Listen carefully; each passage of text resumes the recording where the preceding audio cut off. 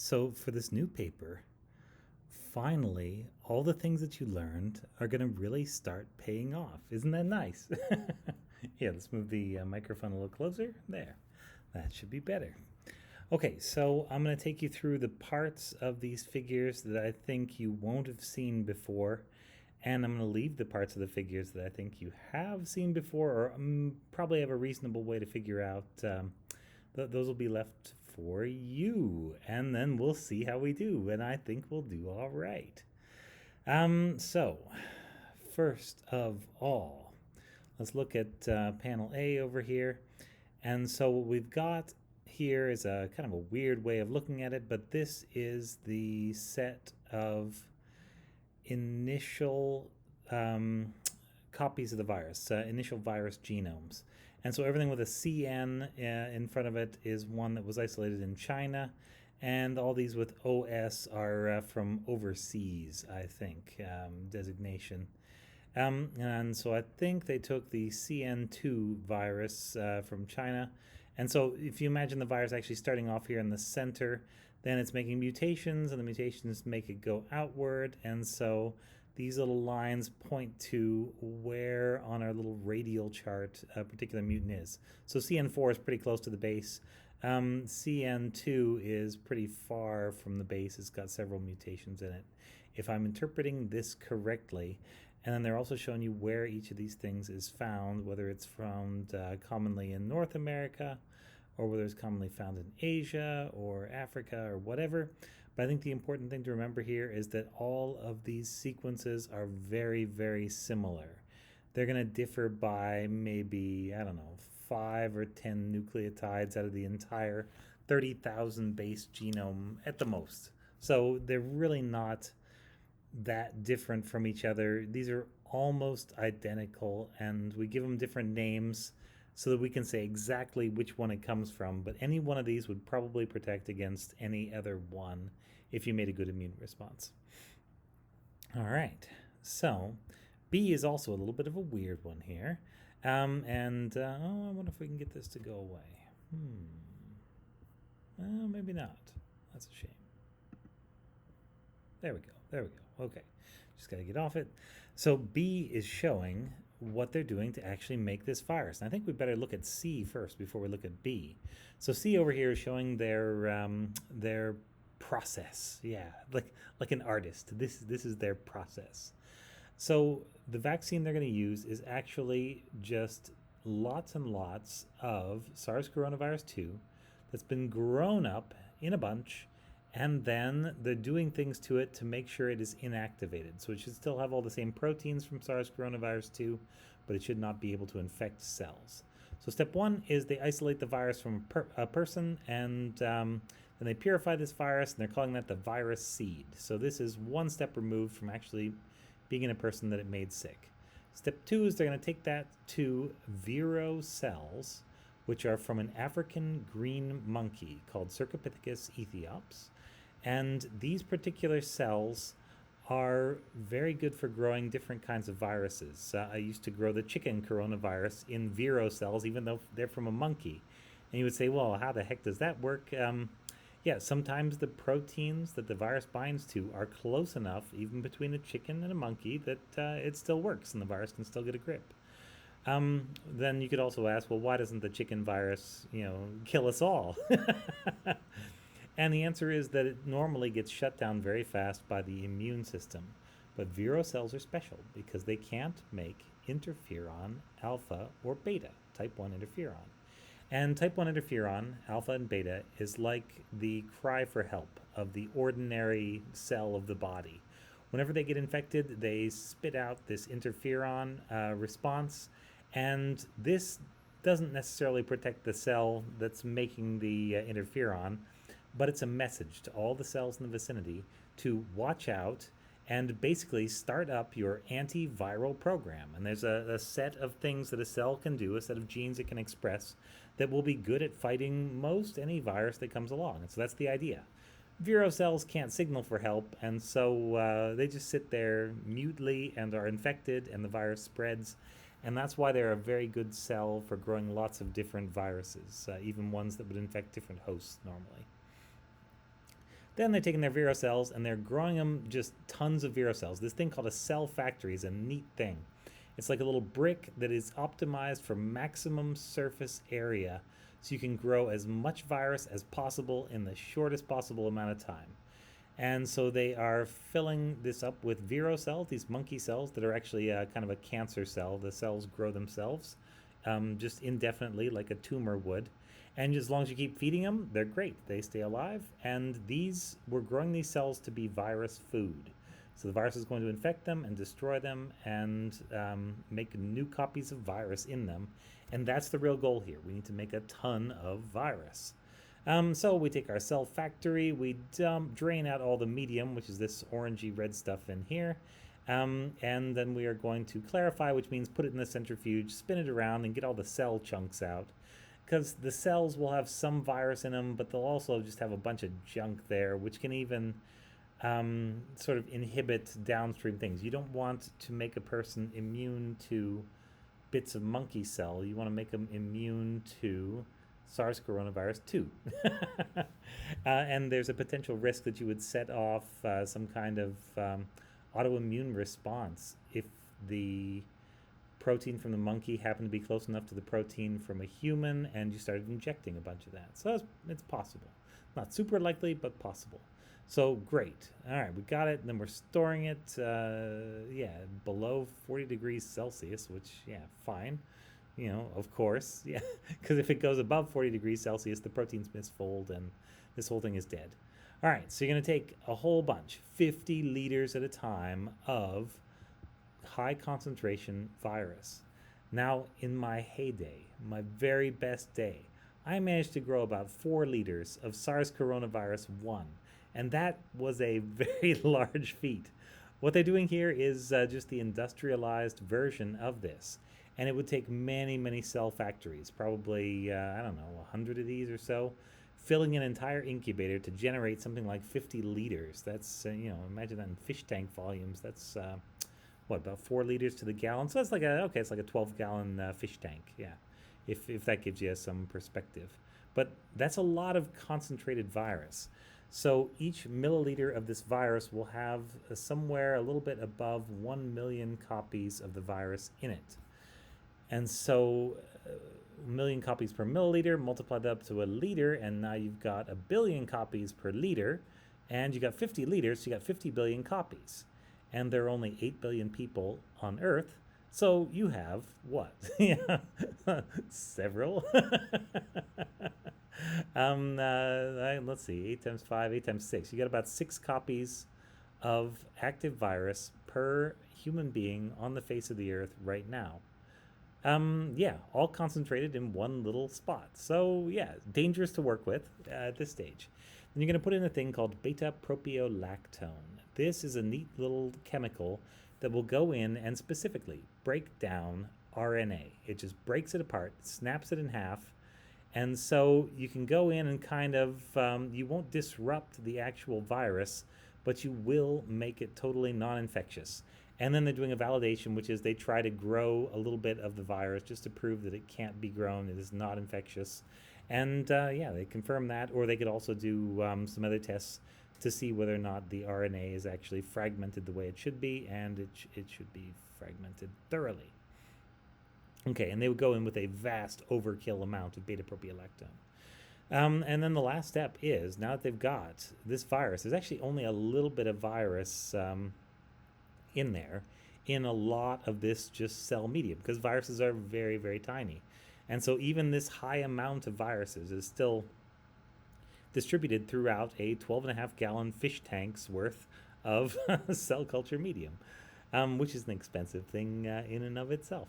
So they are then going to purify it. So they're going to take this stuff and they're going to buffer exchange. So they're going to exchange it to some different buffer, get the old buffer that was good for growing cells out of there, because we don't want to be injecting sort of concentrated Gatorade, basically, which is what the cell medium is, into a human. That's not good. And then I am not sure what the benzonase is for. I don't know if that's breaking down some component. Maybe somebody can look that up and see if you can figure out why it is there. But then they're doing an ion exchange, which is once again another concentration and purification method. Then they're doing size exclusion chromatography. So what they're doing is they're basically, they've got a membrane and they've got a great big bucket, and only things that are smaller than the holes in the membrane can go through. And so the idea is to let all the water go through the bucket and all of the virus stay in the bucket. And there are great big industrialized machines that can do this very quick for very large amounts of virus, which is exactly what they need here. This is shaping up to be, just from the materials alone, a very expensive vaccine. But I guess it depends how much they have to put in. Okay, so then they're taking all of this purified virus and then they are doing 0.22 micron filtration. So the virus size is about 0.1 microns, and so it should go through the holes on this. So the first step was to get rid of most of the water but keep the virus behind. This step is to let just any viruses through and keep any cell material, like cell debris, behind. And there will be other ways to do this, but this is the most efficient mass production kind of way. Okay, and then you've got this aluminum, I guess that's trihydroxide formulation. And this chemical, Al and then OH3, is what they call an adjuvant. So this is something that will kind of non-specifically annoy the immune system. And the idea is that if you annoy the immune system while showing it a particular protein, then the immune system makes an extra big response against that protein. There are lots of ways to do this. This is a relatively safe one. There are other ways that people used to do things like lipopolysaccharide, that if you get too much in there, it'll actually send a mouse or a person into septic shock, just a full body inflammatory response, and then you die almost instantly. So it's a thing you had to be very careful of. But this is a safer, gentler way to do it. And then they put it in little bottles with little labels, and oh my gosh, here's a picture of some of their little viruses that they purified in E. So this is the finished product. It's little tiny SARS coronavirus 2s right there, looking at you. These are the little spikes on the outside, and they've beat this prep up pretty good by the look of those spikes. They do not look entirely healthy anymore, but they're trying, and that's pretty good. And then they're running it out on a gel and showing that you can find, indeed, the spike protein and the nucleoprotein and the M protein, which is the membrane protein of the virus. So this is what you should have if you have complete viruses. And the way they're doing this staining, that looks like a silver stain. So they're only running a tiny bit out, and that's a very sensitive way to pick it up. And so, yeah, they have made a purified preparation that seems to just have the virus proteins that'll generate a nice big immune response. Now, panel B over here is the other interesting one. And so this is how they optimized this step up here when they're growing in viro cells and cell factory, because they want to get as much virus out as possible. That is the key. And from an earlier paper that I don't think we've covered in this class, it was shown that while SARS coronavirus 2 really only works well at 37 degrees, SARS coronavirus 1 only really works well at 37 degrees, SARS coronavirus 2 works very well at 37 degrees and 35 degrees and 33 degrees. And you would say, well, my body temperature is 37, who cares about the other ones? That's the temperature at the top of your lungs, would be about 33 degrees. It's not quite as hot if you're breathing in room temperature, regular air-conditioned air. And about midway down the lungs, you would have a temperature of around 35 degrees. And then right down toward the bottom of the lungs, where it's super hot and humid, then you would be at essentially body temperature at 37 degrees. And as you can see here, the virus seems to grow maybe a little bit better. This red line seems to be the highest one when they go in at 35 degrees and at an MOI, which is a multiplicity of infection of 0.01. So the MOI refers to how many viruses you're putting on compared to how many cells there are. So if you have 10 cells and you put 10 viruses, your multiplicity of infection is 1, because there's one virus per cell. So a multiplicity of 0.01 means you have one virus for every 100 cells. And starting at different points is a good idea. They're just trying to optimize this. If the virus gets in, it will grow itself. It may take a little longer if you put less on to reach the same level. But if you can get to a slightly higher level, then that's fantastic, and that's what we want. But on these cells, you can see we topped out at somewhere between 10 to the 6th and 10 to the 7th right here. And that was the best data point right there. And so they selected whatever was their favorite set of parameters. And then they went in and did the rest of this whole thing. And so you can read through and see which one they selected and, yeah, why. And then, because you'd want to go for something, whatever gave you the most virus the fastest, because they've got this problem where they need to purify tons of virus. I'm gonna leave it to you to look and see how much virus they actually have to put inside of a mouse or a rat or a non-human primate, some kind of monkey, or how much they think they have to put into a person in order to get immunity. And you're going to see it's going to be a large number, but let's see how large that number is. Okay, and so that is figure 1. Now we can go on here. Okay, figure 2 is mostly things that you already understand. Endpoint dilution titer. This is looking for immunoglobulins. So it's like an ELISA, let's say. That would be the rough equivalent.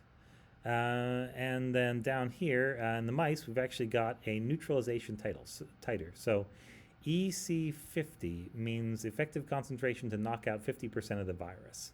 And so this is just a virus neutralization assay. This is the point, the dilution at which the virus no longer works. And it's the same thing up here. It's the dilution at which it doesn't work.